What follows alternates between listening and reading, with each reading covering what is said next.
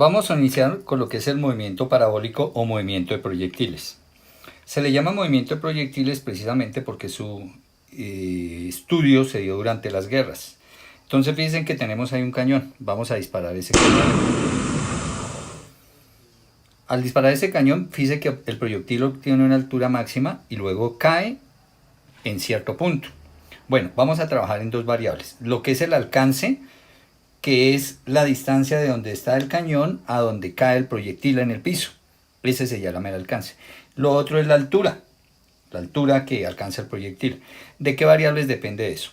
Entonces fíjense que acá están dos botones, en este vamos a jugar con la velocidad.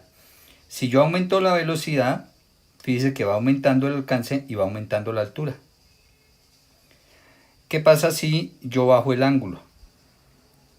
Entonces fíjense que al bajar el ángulo, mire cómo el alcance está siendo más grande, pero fíjense que la altura baja. Pero fíjense que llega hasta cierto punto, exactamente en 45 grados, ahí obtengo el alcance máximo. Y tengo cierta altura. Pero si yo sigo bajando el ángulo, miren, el alcance empieza a reducirse.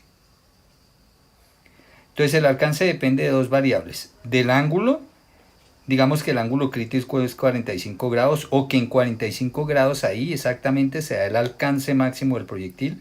44, 45. Miren donde pegó un poquito adelante del objetivo a 45 grados. Si aumento el ángulo, fíjense que se me eleva mucho y el alcance se disminuye.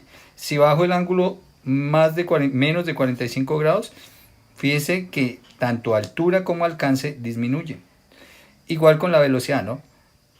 Bueno, la velocidad sí, entre más la aumente, pues más va a aumentar la altura y más va a aumentar el alcance, sobre todo el alcance. Bueno, ahora vamos a evaluar lo que es la velocidad y la aceleración. Entonces vamos a hacer un lanzamiento. La velocidad es el vector rojo. Analicen el vector rojo, hagámosle un seguimiento. Miren cómo cambia de dirección. Inicialmente va en una dirección o todo el tiempo va cambiando su dirección. Mírenlo ahí horizontal y luego vertical hacia abajo. Pero además de eso, fíjense que al principio el vector es grande, mire cómo va decreciendo y nuevamente empieza a crecer. Esa es la manera como varía la velocidad del proyectil. Ahora la aceleración. La aceleración, fíjense que es el vector azul, siempre es vertical y siempre es hacia abajo. Obviamente la aceleración va ligada al peso, el peso también siempre será hacia abajo. El peso también puede ser representado con un vector similar al vector azul y siempre es vertical y hacia abajo. Siempre que disparemos un objeto formando cierto ángulo con respecto a la horizontal, siempre el ángulo lo vamos a medir con respecto a la horizontal. Y ese ángulo siempre lo vamos a determinar o siempre vamos a utilizar la letra griega teta. Y entonces decimos que disparamos el objeto o el proyectil formando un ángulo teta con respecto a la horizontal. Siempre que se haga esto, que se dispare con cierto ángulo teta, el objeto va a subir y va a hacer esta trayectoria. Esos puntos son la trayectoria por donde pasa el objeto. Entonces el objeto va a seguir esta trayectoria. Esa trayectoria se llama una trayectoria parabólica. Y hay un punto donde va a caer con respecto a la horizontal. Entonces lo primero que vamos a definir es la distancia. Entonces aquí está, la distancia desde donde salió y hasta donde llegó después de la trayectoria, de que hizo su trayectoria, y si va de la misma, mire, sobre la misma posición horizontal, esta distancia la vamos a simbolizar con la letra X, y la letra X para nosotros la vamos a llamar el alcance horizontal. Habrá problemas en los cuales yo tengo que lanzar una pelotica de baloncesto que debe entrar acá, ¿cierto? Y voy a decir que la distancia desde donde se lanza hasta donde tiene que llegar, la distancia horizontal, mire. La distancia horizontal, desde acá, desde la posición de referencia, aquí siempre vamos a colocar nuestro eje Y. Y acá siempre vamos a colocar nuestro eje X en la horizontal. Aquí miren, en el horizonte. Este va a ser nuestro eje X. ¿Listo? Y la distancia de acá, desde donde yo lancé la pelotica hasta donde tiene que llegar, siempre la vamos a marcar con la letra X y siempre la vamos a llamar alcance horizontal. O si es un proyectil, al punto donde tenga que pegar, decimos que ese es el alcance horizontal.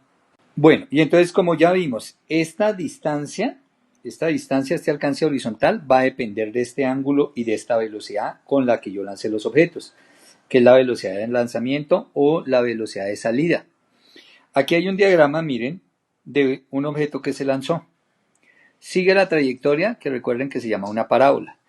Y la velocidad con la que se lanzó es esta velocidad v sub 0, mire. Ahí está, v sub 0 es la velocidad de lanzamiento.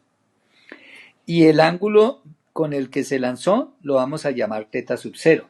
Entonces van a haber varios ángulos aquí teta, pero el ángulo con el que se lanzó y la velocidad con la que se lanzó, mire, son v sub 0 y teta sub 0, ahí en el lanzamiento. ¿Por qué es importante esto? Resulta que vamos a descomponer este vector en dos vectores. Miren, el vector v sub 0 le voy a sacar dos componentes, una horizontal y una vertical. Bueno, ¿y por qué dos componentes? Resulta que esta curva se da es por la manera como está actuando la gravedad. Recuerden que horizontalmente, aquí al frente de nosotros, por aquí al frente, no hay ningún planeta. Ahí, al ladito, encima nuestro, al lado no hay ningún planeta. Entonces, como no hay ningún planeta, no hay una fuerza que ale las cosas hacia la derecha. El planeta está debajo de nosotros. Entonces, ahí es un campo gravitacional, ¿cierto? Ya lo habíamos hablado. Hay un campo gravitacional que actúa verticalmente. Y como actúa verticalmente ese campo, entonces yo tengo que considerar mi movimiento como la composición de dos movimientos. Uno vertical y voy a considerar también una parte horizontal. ¿Por qué voy a considerar una parte horizontal y una parte vertical? Y eso está reflejado acá, miren. Resulta que esto sale con velocidad diagonal, pero esta velocidad diagonal es la suma de dos velocidades, una horizontal y una vertical.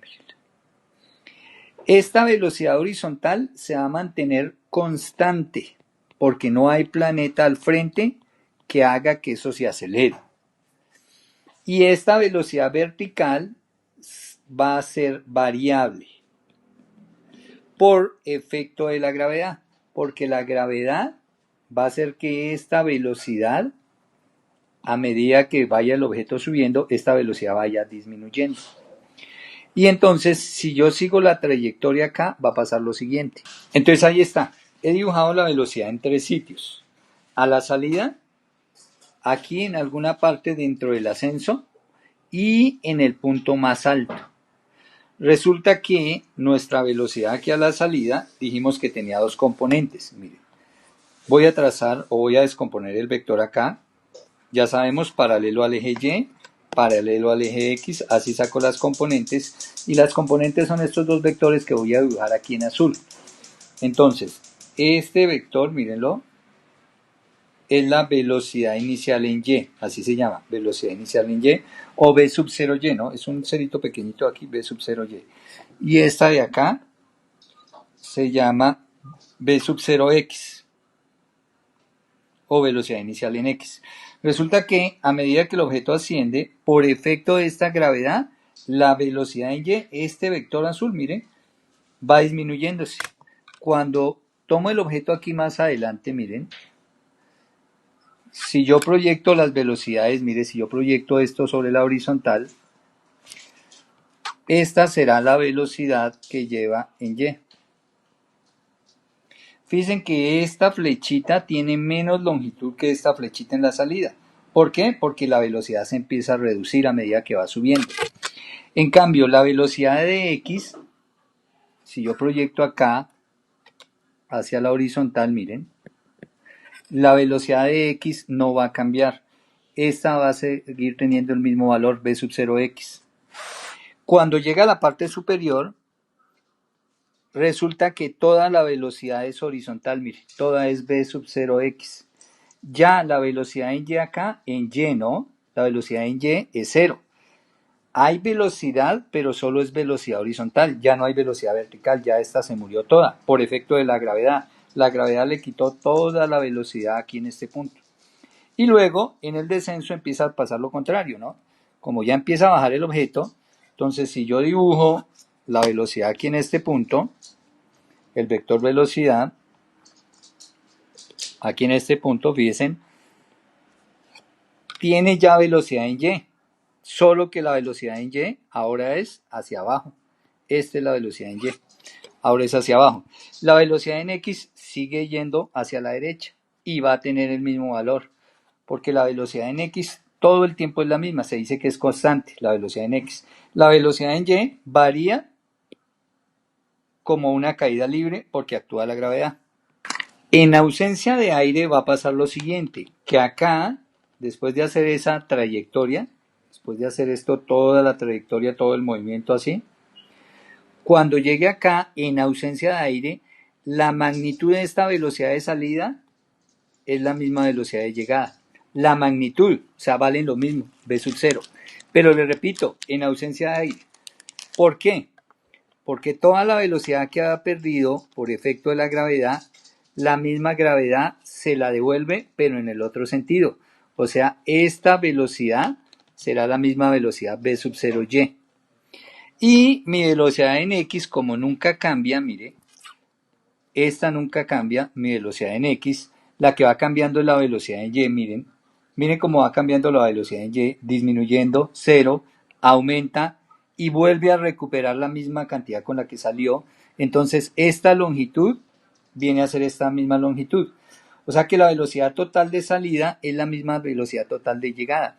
Pero les repito, en ausencia de aire. Tenemos que hacerle cuenta que ahí no hay aire. Hay un punto especial dentro del movimiento y ocurre si el movimiento es totalmente desde la salida a la misma altura a la llegada, mire, en la mitad del movimiento, o sea, en x medios, porque la distancia total es x, ¿cierto? Entonces, como la distancia total es x, aquí al ladito coloquémosle, coloquemos hasta la mitad, pues la distancia será x medios. Entonces, ahí a x medios, a una distancia de x medios, sucede un y especial que se llama el y máximo o la altura máxima. La altura máxima que va a alcanzar mi objeto que disparé, aquí alcanza la altura máxima en x medios, en la mitad de la trayectoria.